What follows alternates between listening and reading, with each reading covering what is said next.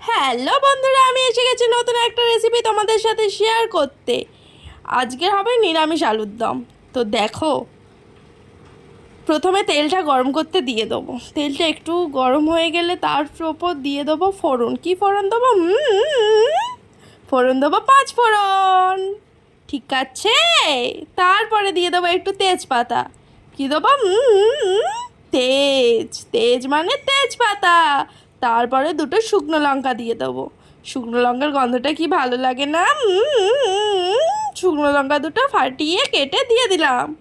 তারপরে এবার দেবো ওতে একটু আদার পেস্ট। যেহেতু এটা নিরামিষ তরকারি, তো রসুনটা দেবো না, দেবো হচ্ছে আদা। এবার দিয়ে দেবো একটুখানি আদার পেস্ট। ঠিক আছে। তারপরে এই আদার পেস্টটা এবার দিয়ে দিলাম। দিয়ে তারপরে ওতে দিয়ে দেবো একটুখানি হলুদ গুঁড়ো। তারপরে একটুখানি দিয়ে দেবো হচ্ছে লঙ্কা গুঁড়ো। এটা কিন্তু লঙ্কা গুঁড়োই দেওয়া হচ্ছে, ঠিক আছে। একটু লঙ্কা গুঁড়ো দিয়ে দেবো। তারপরে একটুখানি দিয়ে দেবো জিরে গুঁড়ো। তারপরে কি করব বলো তো? তারপরে একটুখানি ধনে গুঁড়ো দিয়ে দেবো। তারপরে কি করব? বলবে তো? বলো বলো বলো। দিয়ে দেবো কাঁচা লঙ্কা। দেখো দেখো, সরু সরু কাঁচা লঙ্কা, ঝাল অনেক, কেমন তাকিয়ে আছে। তারপরে নেড়ে চেড়ে কষিয়ে কষিয়ে কষিয়ে কষিয়ে নেড়ে চেড়ে রান্না করব।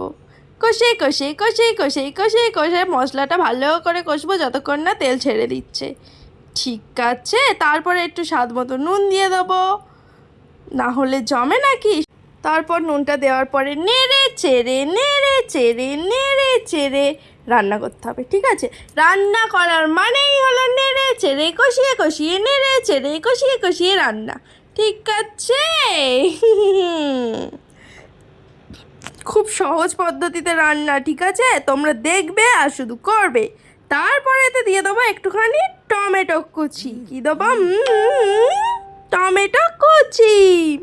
টমেটো দিলে যে কোনো তরকারির টেস্টটা দ্বিগুণ হয়ে যায়, তাই নয় কি? তারপর নেড়ে চেড়ে টমেটো আর লঙ্কা নেড়ে চেড়ে রান্না করবো। এই যে নেড়ে চেড়ে রান্না করছি। দেখো কি সুন্দর লাগছে না? যেটা মনে হচ্ছে এখনই খেয়ে নিই। কিন্তু না বন্ধুরা, এটা হচ্ছে আলুর দম। আলুর দমেতে এই সব দিলাম, কিন্তু আসল জিনিসটাই তো আমরা দিলাম না, সেটা হচ্ছে আলু। কিন্তু তার আগে আমাদেরকে এই ভালো করে মশলাগুলো কষিয়ে কষিয়ে নিতে হবে, ঠিক আছে। এই যে তেলটা ছেড়ে দিল মশলা থেকে, এবারে দিয়ে দেবো আলু।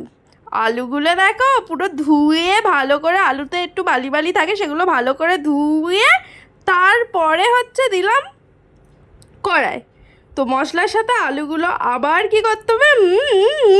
তোমরা তো জানো, নেড়ে চেড়ে কষিয়ে রান্না করতে হবে, তাই নয় কি? ভালো করে নেড়ে চেড়ে রান্না করতে হবে। আর কে কোথা থেকে ভিডিওগুলো দেখছো একটুখানি তো কমেন্ট করে জানাতে হবে, নাহলে আমি কি করে বুঝবো তোমরা কেমন কি ভিডিও দেখতে চাইছো। তারপরে এখানে দিয়ে দেবো একটুখানি কাশ্মীরি লঙ্কা গুঁড়ো। তোমরা সবাই জানো আমি কিন্তু সব রান্নায় এটাই দিই। এটা দিলে কালারটা তরকারির দ্বিগুণ ভালো হয়ে যায়, তাই নয় কি? দেখার ওপর তো নির্ভর করে খাওয়ার ইচ্ছাটা। তো দেখো ভালো করে কাশ্মীরি লঙ্কার গুঁড়ো দিয়ে তারপর নেড়ে চেড়ে কষে ভালো করে রান্না করতে হবে, ঠিক আছে। তারপরে একটুখানি জল দিয়ে দিতে হবে ভালো করে। 1 মগের থেকে 2 মগ জল দিতে হবে, কারণ আলুটা তো ফুটতে হবে, তাই নয় কি? তারপরে এই জল দিয়ে আবার একটু নেড়ে চেড়ে কষে নেড়ে চেড়ে রান্না করতে হবে। তেলগুলো কেমন ভেসে আছে দেখো তো বন্ধুরা।